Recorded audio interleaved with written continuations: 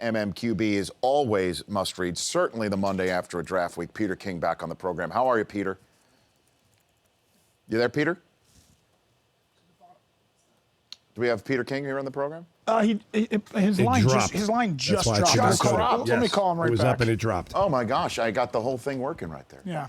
So, again, Randy Gregory, 60th overall, and that was part of what, Peter talked about. He talked to Stephen Jones, the COO of the Dallas Cowboys, in his MMQB, and also talked to Jason Light, who we talked to the Friday after he chose Jameis Winston to suss out everything that was going on in their decision-making process.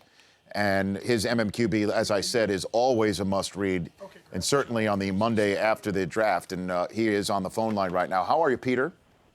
Hey, how are you doing, Rich? I'm doing great, thanks. So you spoke to Stephen Jones. Is there any concern in the front office of the Dallas Cowboys about Greg Hardy being signed? Here's Randy Gregory, and that part of the fan base might be turned off by some of the guys that they're bringing in. Is there any concern on that front?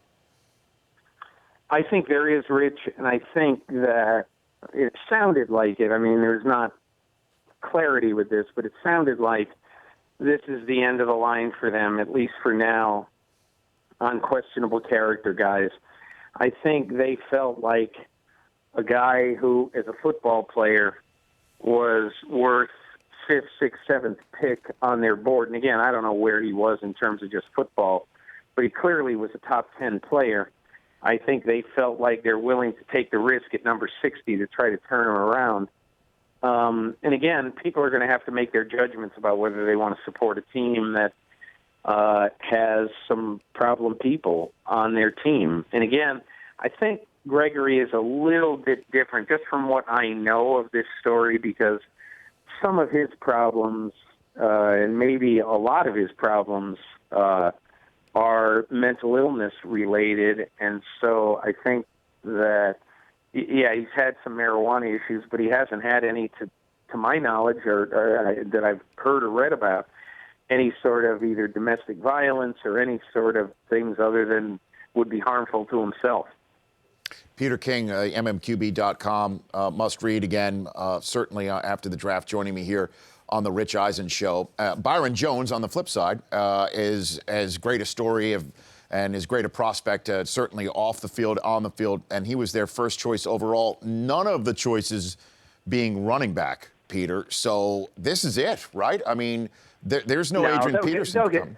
They'll have, I'm sure, I don't know who it'll be, but in my opinion, they will add minimum a Zach Stacy quality, a Zach Stacy caliber running back to their fold at some point before training camp. I don't know who it's going to be, but they're not going into training camp thinking that, yeah, Darren McFadden's running the ball for us 275 times and Joseph Randle another 100 times. I think they're going to add somebody else. And Zach Stacy went to the Jets in late on Saturday as the Rams just flipped him, Zach Stacy, for the right to go into the 7th round and make who did they chose Bryce Hager, the linebacker out of Baylor, for that right. So when you take a look at the Rams, you said Todd Gurley was number 1 on their draft board? Todd Gurley, the number 1 player, on their draft board. And to me, that's an amazing, to me, it's an absolutely amazing statement about how good Todd Gurley must be. Think of it. Think of how the running back position has been devalued so much. Wasn't even a first-round running back last year. And here's a guy coming off an ACL surgery 5 months ago. And to think that he could be the number 1 player on some team's board, to me, just says that this guy, and again, you don't want to go too far, but how great must people in the league think that he is? I mean, I wrote today that, at the MMQB that the Bucks had him the 5th player on their board. So, I mean, to me, this sort of equates to Adrian Peterson type value right now in this player, which, I mean, it's amazing for him coming off a knee surgery. How close were we to having a trade at the very top of the draft, either at 1 or 2, Peter? The Bucks never seriously considered it, and the only way that the Titans would have considered it. Look, I wrote this on Friday, Rich. The Titans are on Thursday morning, the morning of the draft, that the Titans were leaving a light on for Chip Kelly. Okay, Rich, and I mean, this is what I tried to convey in what I was writing last week. The Tennessee Titans don't know Chip Kelly very much, okay? But all they heard from everybody around the league is that Chip Kelly was going to go absolutely psycho to try to get Marcus Mariota. So the last thing the Titans want to do is to say, absolutely not, we're not trading this pick. They want to hear what the offers are, you know? So why wouldn't you wait to see if Chip Kelly's going to offer you Sam Bradford and 4-1s? And if Chip Kelly's going to do something insane, then let's wait for it. But don't shut off the spigot to the offers. And they didn't. And at the end of the day, Chip Kelly was true to what he said last, in March, around the time of the league meetings, when he said, I will not mortgage this franchise for any one single player. And there was a lot of hue and a lot of cry that said, oh, yes, he will. And at the end of the day, oh, no, he didn't. Well, I had a fun chat with Chip live on TV. Oh, that was hilarious, Rich. I love that. I think you think about what I think more than I think about what I think. That's what he said. That's one of the great quotes. I'm kicking myself now because I had the transcript from your people, and I should have used it, and I didn't. Well, it's still there. I mean, because that was the one question been wanting to ask him for weeks. Is he aware of how much everybody's wondering what he's thinking? And, he also said that, because I facetiously asked him about whether they could start selling Sam Bradford jerseys in Philadelphia. He said, well, I love that question. Yeah. But he did say, I mean, how do we square the circle here of him saying they could have started selling the jerseys the minute I got them, and that he knocked on the door in Tennessee? Because knocking on the door in Tennessee would have had to included Sam Bradford, correct? It would have had to have included the pick from Cleveland for Sam Bradford. Okay. But honestly, Rich, I'm just telling you this. The message got to Chip Kelly from both Tampa and Tennessee. Look, if you want to come and get this guy, your quarterback, it will take an insane offer. So if you want to make one, go ahead. And so everybody knew all along that in order to get Marcus Mariota, Chip Kelly was going to have to give up Sam Bradford.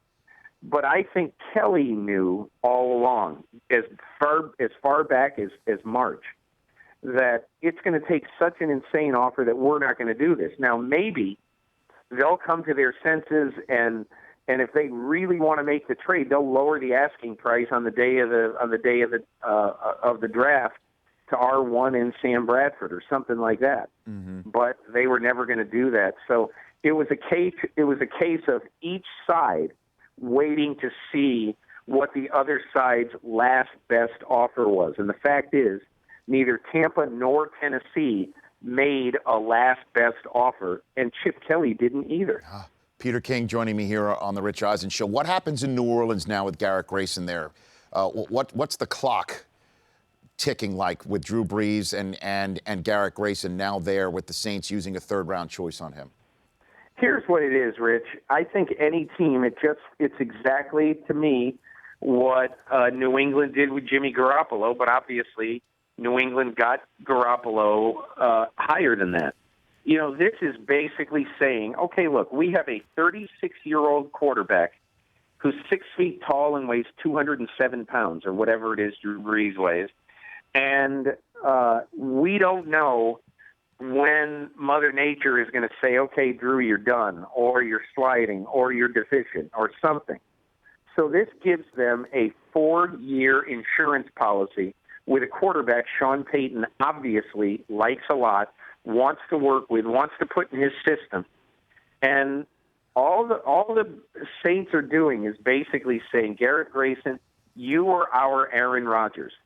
Might be that, that you won't play here. In essence, that's what happened with Ryan Mallett in New England. It might happen with Jimmy Garoppolo. And if Drew Brees keeps throwing for 67% of his throws and throwing for 4,800 yards, Same thing probably will happen in New Orleans too.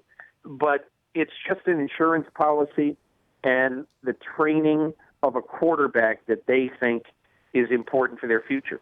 Peter, thanks for the time. We'll chat with you down the road. You're All the best, Rich. Thank you. Same to you. That's Peter King at SI_Peter King. The Rich Eisen Show, weekdays at noon Eastern. On Audience.